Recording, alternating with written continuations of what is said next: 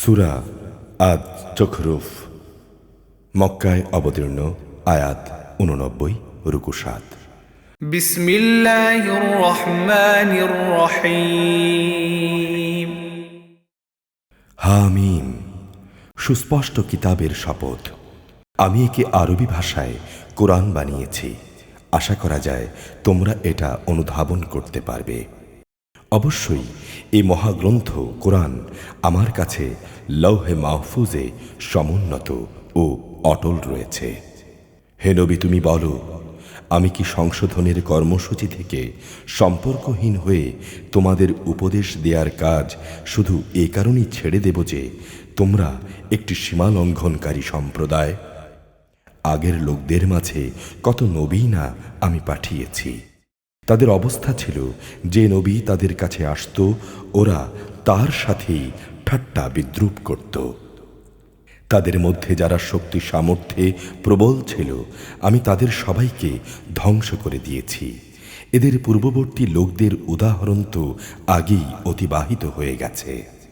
তুমি যদি ওদের জিজ্ঞেস করো আসমান সমূহ ও জমিন কে সৃষ্টি করেছেন, তারা অবশ্যই বলবে যে এগুলো তো সবই পরাক্রমশালী ও সর্বজ্ঞ সত্তা আল্লাহ তাআলাই পয়দা করেছেন, যিনি তোমাদের জন্যে পৃথিবীকে বিছানা সদৃশ করেছেন, তাতে পথ ঘাট বানিয়েছেন। আশা করা যায় তোমরা এতে করে গন্তব্যস্থলে পৌঁছতে পারবে। তিনি আসমান থেকে পরিমাণ মতো পানি বর্ষণ করেছেন এবং তা দিয়ে মৃত ভূখণ্ডকে তিনি জীবন দান করেছেন। ঠিক এভাবেই তোমরা একদিন পুনরুত্থিত হবে। তিনি সব কিছুই জোড়ায় জোড়ায় পয়দা করেছেন। তিনি তোমাদের জন্যে নৌকা ও চতুষ্পদ জন্তু বানিয়েছেন, যার উপর তোমরা আরোহণ করো, যাতে করে তোমরা তাদের পিঠে স্থির হয়ে বসতে পারো।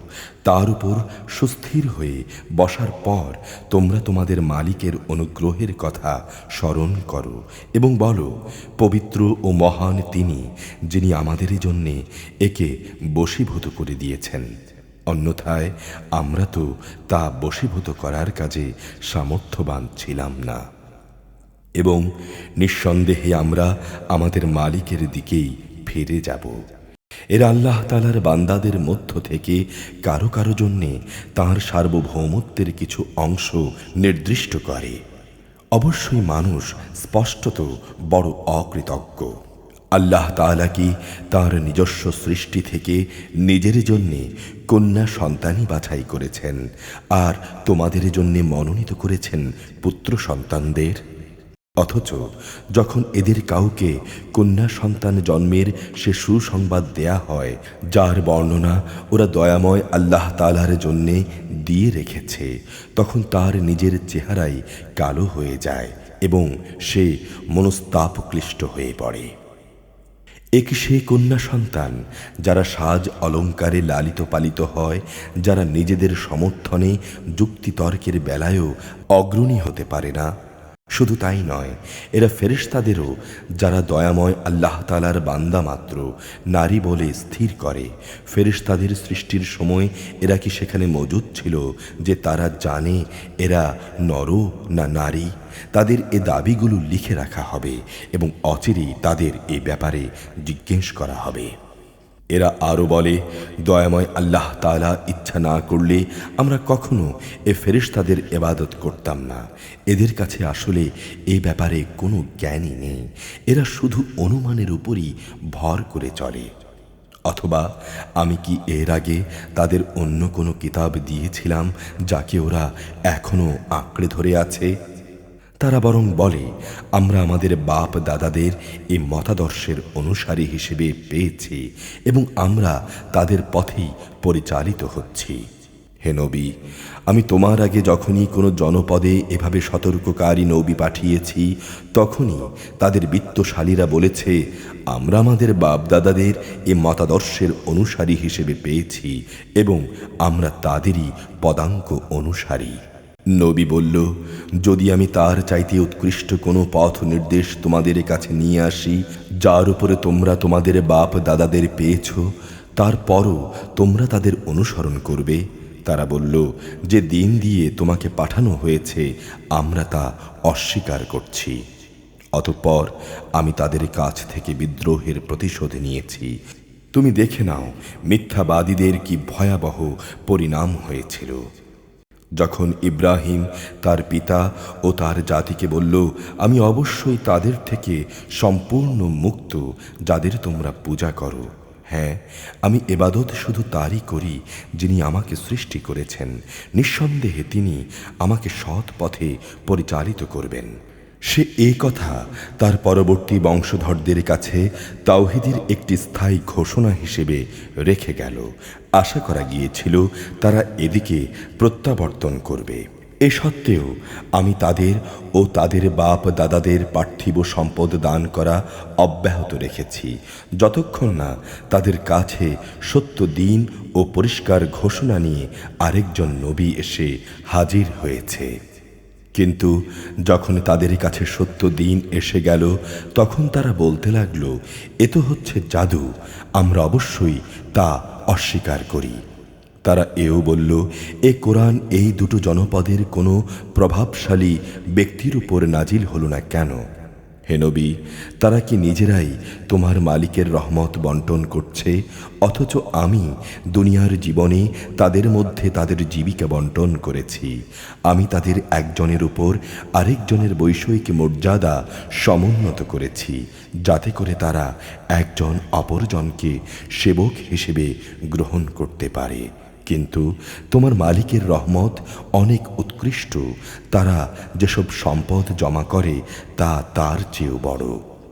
যদি এ কথার আশঙ্কা না থাকতো যে দুনিয়ার সব মানুষ একই পথের অনুসারী হয়ে যাবে, তাহলে দয়াময় আল্লাহ তাআলাকে যারা অস্বীকার করছে তাদের ঘরের জন্যে আমি রৌপ্য নির্মিত ছাদ ও সিঁড়ি বানিয়ে দিতাম, যার উপর দিয়ে তারা উঠত নামত।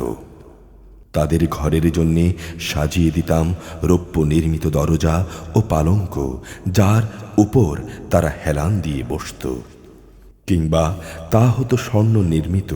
আসলে এর সব কয়টি জিনিসই হচ্ছে পার্থিব জীবনের ধন সম্পদ। আর হে নবী, আখিরাত ও তার আসল সম্পদ তোমার মালিকের কাছে রয়েছে, তা একান্তভাবে তাদের জন্যে যারা আল্লাহ তাআলাকে ভয় করে। যে ব্যক্তি দয়াময় আল্লাহ তাআলার স্মরণ থেকে মুখ ফিরিয়ে অন্ধ সাজে, আমি তার জন্যে একটি শয়তান নিয়োজিত করে দেই, অতঃপর সেই সর্বক্ষণ তার সাথী হয়ে থাকে। অবশ্যই এরা তাদেরকে আল্লাহ তাআলার পথ থেকে দূরে সরিয়ে রাখে, যদিও তারা নিজেরা মনে করে তারা বুঝি সঠিক পথের উপরই রয়েছে। এ ব্যক্তি যখন কিয়ামতের দিন আমার সামনে হাজির হবে, তখন সে তার শয়তান সাথীকে দেখে বলবে, হায়, কত ভালো হতো যদি আজ আমার ও তোমার মাঝে দুই উদয়াচলের ব্যবধান থাকত, কত নিকৃষ্ট সাথী ছিলে তুমি আমার। বলা হবে, তোমরা যেহেতু শয়তানকে সাথী রূপে গ্রহণ করে নিজেদের উপরে জুলুম করেছ, তাই তোমরা এই আযাবেও একজন আরেকজনের অংশীদার হয়ে থাকো। আজ এগুলো তোমাদের কোনো রকম উপকারী দেবে না। হে নবী, তুমি কি বধিরকে কিছু শোনাতে পারবে, অথবা পারবে কি অন্ধকে পথ দেখাতে? যে সুস্পষ্ট গুমরাহিতে নিমজ্জিত, তাকেই কি সঠিক পথে আনতে পারবে? অতঃপর আমি তোমাকে দুনিয়া থেকে উঠিয়ে নিয়ে গেলেও আমি এদের কাছ থেকে অবশ্যই বিদ্রোহের প্রতিশোধ নেব। অথবা তোমার জীবদ্দশায় তোমাকে সে শাস্তির বিষয় দেখিয়ে দেওয়ার ওয়াদা আমি তাদের দিয়েছি, তাকে কেউ ঠেকাতে পারবে না। আমি অবশ্যই তাদের উপর ক্ষমতাবান। অতএব এ গ্রন্থ যা তোমার উপর ওহী করে পাঠানো হয়েছে তাকে শক্তভাবে আঁকড়ে ধরো, তুমি অবশ্যই সঠিক পথের উপর রয়েছ। নিঃসন্দেহে এ কোরআন হচ্ছে তোমার ও তোমার জাতির জন্য উপদেশ। অচিরেই তোমাদের এ সম্পর্কে জিজ্ঞাসাবাদ করা হবে। হে নবী, তোমার আগে আমি যে সব রসুল পাঠিয়েছিলাম তুমি তাদের জিজ্ঞাসা করে দেখো, আমি কি কখনো তাদের জন্যে দয়াময় আল্লাহ তাআলা ছাড়া অন্য কোনো মাবুদ ঠিক করে দিয়েছিলাম যাদের আসলেই কোনো ইবাদত করা যেত?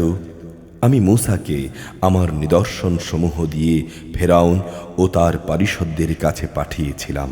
অতঃপর সে তাদের বলল, আমি হচ্ছি সৃষ্টিকুলের মালিকের রসূল। যখন সে আমার নিদর্শন সমূহ নিয়ে তাদের কাছে এলো, তখন সাথে সাথে তারা সেসব নিয়ে হাসি ঠাট্টা করতে লাগলো। আমি তাদের যে নিদর্শনী দেখাতাম তা হতো আগেরটার চাইতে বড়। পরিশেষে আমি তাদের আযাব দিয়ে পাকড়াও করলাম। আশা ছিল তারা আমার দিকে ফিরে আসে। আযাব দেখলেই তারা মূসাকে বলতো, হে জাদুকর, তোমার রব তোমার সাথে যে ওয়াদা করেছেন তার ভিত্তিতে তার কাছে আমাদের জন্যে দোয়া করো। এবার নিষ্কৃতি পেলে আমরা অবশ্যই সঠিক পথে চলব। অতঃপর আমি যখন তাদের উপর থেকে আযাব সরিয়ে নিলাম, তখনই তারা মূসাকে দেয়া অঙ্গীকার ভঙ্গ করে বসল। একদিন ফেরাউন তার জাতিকে ডাকল এবং বলল, হে আমার জাতি, তোমরা কি বলো মিশরের রাজত্ব কি আমার নয়? এ নদীগুলো কি আমার অধীন নয়? তোমরা কি কিছুই দেখতে পাচ্ছ না? আমি কি এই ব্যক্তি থেকে শ্রেষ্ঠ নই যে খুব নিচু জাতের এবং সে তো কথাগুলো পর্যন্ত স্পষ্ট করে বলতে পারে না? তাছাড়া নবী হলে তাকে সোনার কঙ্কন পরানো হলো না কেন? কিংবা তার সাথে দল বেঁধে আসমানের ফেরেশতারাই বা কেন এলো না? এসব বলে সে তার জাতিকে বেকুব বানিয়ে দিল। এক পর্যায়ে তারা তার কথা মেনেও নিল। নিঃসন্দেহে ওরা ছিল এক নাফরমান সম্প্রদায়ের লোক। এসব করে তারা যখন আমাকে দারুণভাবে ক্রোধান্বিত করল, তখন আমিও তাদের কাছ থেকে প্রতিশোধ নিলাম এবং তাদের সবাইকে আমি পানিতে ডুবিয়ে দিলাম। আমি পরবর্তী বংশধরদের জন্যে তাদেরকে ইতিহাসের উল্লেখযোগ্য ঘটনা ও শিক্ষণীয় একটা দৃষ্টান্ত করে রাখলাম। হে নবী, তাদের কাছে যখনই মারিয়াম পুত্রের উদাহরণ পেশ করা হয়, তখন তোমার সম্প্রদায়ের লোকেরা সে কারণে খুশিতে চিৎকার করে ওঠে। তারা বলল, আমাদের মাবুদরা ভালো না, সে মারিয়াম পুত্র ঈসা ভালো। আসলে এরা কেবল বিতর্কের উদ্দেশ্যেই এসব কথা উপস্থাপন করে, বরং এরা হচ্ছে ভীষণ কলহপরায়ণ জাতি। মূলত সে ঈসা ছিল আমারই একজন বান্দা, যার উপর আমি অনুগ্রহ করেছিলাম। তাকে বনি ইসরায়েলের জন্যে আমি আমার কুদরতের একটা আদর্শ বানিয়েছিলাম। আমি চাইলে তোমাদের মধ্য থেকে আমি ফেরেশতাদের বানিয়ে দিতাম। সে অবস্থায় তারাই দুনিয়ায় প্রতিনিধিত্ব করত। সে মারিয়াম পুত্র ঈসা হবে মূলত কেয়ামতের একটি নিদর্শন। হে নবী, তুমি বলো, তোমরা সে কেয়ামতের ব্যাপারে কখনো সন্দেহ পোষণ করো না। তোমরা আমার আনুগত্য করো, কেননা এটাই তোমাদের জন্যে সহজ সরল পথ। শয়তান যেন কোনো অবস্থায় তোমাদের এ পথ থেকে বিচ্যুত করতে না পারে। নিঃসন্দেহে সে তোমাদের প্রকাশ্য দুশমন। ঈসা যখন স্পষ্ট দলিল প্রমাণ নিয়ে এলো, তখন সে তার লোকদের বলল, আমি তোমাদের কাছে প্রজ্ঞা নিয়ে এসেছি এবং তোমরা আমাকে নিয়ে আজ নানা মতবিরোধ করছো। একদিন আমি তোমাদের স্পষ্ট করে বলে দেব, অতএব তোমরা আল্লাহ তাআলাকে ভয় করো এবং আমার আনুগত্য করো। অবশ্যই আল্লাহ তাআলা হচ্ছেন আমার রব, তোমাদের রব। অতএব তোমরা তাঁরই ইবাদত করো। এটাই হচ্ছে সরল পথ।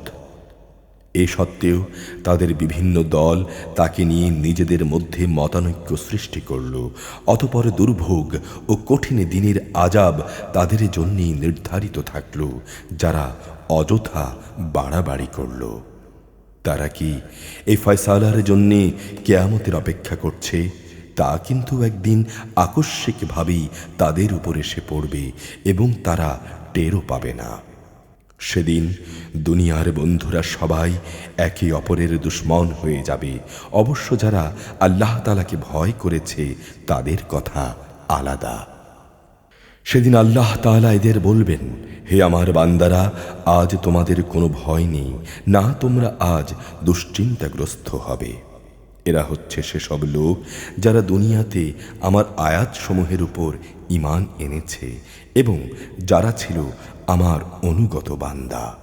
তাদের বলা হবে, তোমরা এবং তোমাদের সঙ্গী সঙ্গিনীরা জান্নাতে প্রবেশ করো, সেখানে তোমাদের সম্মানজনক মেহমানদারি করা হবে। সেখানে তাদের উপরে সোনার থালা ও পান পাত্রের প্রচুর আনাগোনা চলবে। যা কিছুই তাদের মন চাইবে এবং যা কিছুই তাদের দৃষ্টিতে ভালো লাগবে তা সবই সেখানে মজুদ থাকবে। উপরন্তু তাদের বলা হবে, তোমরা এখানে চিরদিন থাকবে। আর এটা হচ্ছে সেই চিরস্থায়ী জান্নাত যার আজ তোমরা উত্তরাধিকারী হলে। এটা হচ্ছে তোমাদের সে নেক আমলের বিনিময় যা তোমরা দুনিয়ার জীবনে করে এসেছ। এখানে তোমাদের জন্য প্রচুর পরিমাণ ফল মূল মজুদ থাকবে, যা থেকে তোমরা প্রাণ ভরে খেতে পারবে। অপরদিকে অপরাধীরা নিঃসন্দেহে থাকবে জাহান্নামে, সেখানে তারা থাকবে চিরদিন। মুহূর্তের জন্যেও তাদের থেকে শাস্তি লঘু করা হবে না এবং একান্ত হতাশ হয়েই তারা সেখানে পড়ে থাকবে। আযাব দিয়ে আমি তাদের উপর মোটেই জুলুম করিনি, বরং বিদ্রোহ করে তারা নিজেরাই নিজেদের উপর জুলুম করেছে। ওরা জাহান্নামের প্রহরীকে ডেকে বলবে, ওহে জাহান্নামের প্রহরী, মালিক, আজ তোমার রব যদি মৃত্যুর মাধ্যমে আমাদের শেষ করে দিতেন তাহলেই ভালো হতো। সে প্রহরী বলবে, না, তোমরা এখানে চিরকাল পড়ে থাকবে। নবীরা বলবে, আমরা অবশ্যই তোমাদের কাছে সত্য দিন নিয়ে এসেছিলাম, কিন্তু তোমাদের অধিকাংশ লোকই সত্যকে অপছন্দ করেছে। তারা কি নবীকে কষ্ট দেওয়ার পরিকল্পনা করেই ফেলেছে? তাহলে তারা শুনে রাখুক, আমিও নবীকে কষ্ট থেকে বাঁচানোর আমার পরিকল্পনা চূড়ান্ত করে রেখেছি। তারা কি ধরে নিয়েছে যে আমি তাদের গোপন কথা ও সলা পরামর্শ সমূহ শুনতে পাই না? অবশ্যই আমি তা শুনতে পাই। তাছাড়া আমার পাঠানো ফেরেশতা যারা তাদের ঘাড়ের পাশে আছে তারাও সব লিখে রাখছে। হে নবী, তুমি বলো, যদি দয়াময় আল্লাহ তাআলার কোনো সন্তান থাকতো তাহলে আমি তার প্রথম ইবাদত করতাম। তিনি অনেকে পবিত্র, তিনি আসমান সমূহ ও জমিনের রব, মহান আরশের তিনি অধিপতি। এরা যা কিছু তার সম্পর্কে বলে তিনি তা থেকে পবিত্র। অতএব হে নবী, তুমি এদের সেদিন পর্যন্ত অর্থহীন কথাবার্তা ও খেলাধুলায় মত্ত থাকতে দাও। এমনি করে দেখতে দেখতে তারা সেদিনটির সম্মুখীন হবে যার ওয়াদা তাদের কাছে করা হয়েছে। তিনিই হচ্ছেন আল্লাহ তাআলা, যিনি আসমানের মাবুদ, জমিনেরও মাবুদ। তিনি বিজ্ঞ, কুশলী, সর্বজ্ঞ। প্রভূত বরকতময় তিনি, যার জন্যে আসমান সমূহ, জমিন ও এ উভয়ের মধ্যবর্তী স্থানে যা কিছু আছে তার একক সার্বভৌমত্ব নিবেদিত। কিয়ামতের সঠিক খবর তার কাছেই রয়েছে। পরিশেষে তোমাদের সবাইকে তার কাছেই ফিরে যেতে হবে। তাকে বাদ দিয়ে এরা অন্য যাদের ডাকে তারা তো আল্লাহ তাআলার কাছে সুপারিশের কোনো ক্ষমতাই রাখে না। তবে যারা সত্যের পক্ষে সাক্ষ্য দেবে এবং সত্য জানবে তাদের কথা আলাদা। হে নবী, তুমি যদি তাদের জিজ্ঞাসা করো কে তাদের সৃষ্টি করেছেন, তারা বলবে অবশ্যই আল্লাহ তাআলা। তাহলে বলো, তারপরও তাদের কোথায় ঠোকর খাওয়ানো হচ্ছে? আল্লাহ তাআলা তার রাসূলের এ বক্তব্য সম্পর্কেও জানেন।